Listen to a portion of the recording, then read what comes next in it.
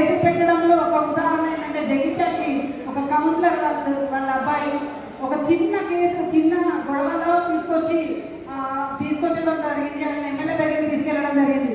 ఆ ఎమ్మెల్యే మీ మమ్మీని తీసుకురా ఒక కండ్రా కట్టుకో అయితేనే నేను కేసుల నుంచి బయటకేస్తా అని చెప్పి ఆ అబ్బాయి ఏంటంటే డైరెక్ట్ స్టేషన్లోకి వెళ్ళి 10 రోజులు ఉన్నాడు. కానీ జీవన రాజు వదిలిపెట్టి మాత్రం వెళ్ళలేదు. అలాంటి కార్యకర్త ఇంకొకరు కూడా ఉన్నారు. అలాంటి వ్యక్తి ఒక 3 నెలలు ఉన్నాడు.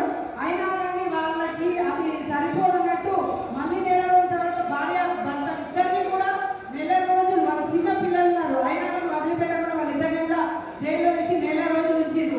అయినా కానీ ఇప్పటికీ కూడా ఆయన జీవనంలోనే ఉన్నాడు. పేరు అవసరం లేదు, అందరికీ తెలిసి ఇక్కడ ఉన్న వాళ్ళందరికీ. అలాంటి కార్యకర్తలు ఉన్న జీవనకి ఇప్పుడు ప్రజలకి సేవ చేసే వారికి అధికారం ఉంటే ఇక్కడ సేవ చేయగలుగుతారు.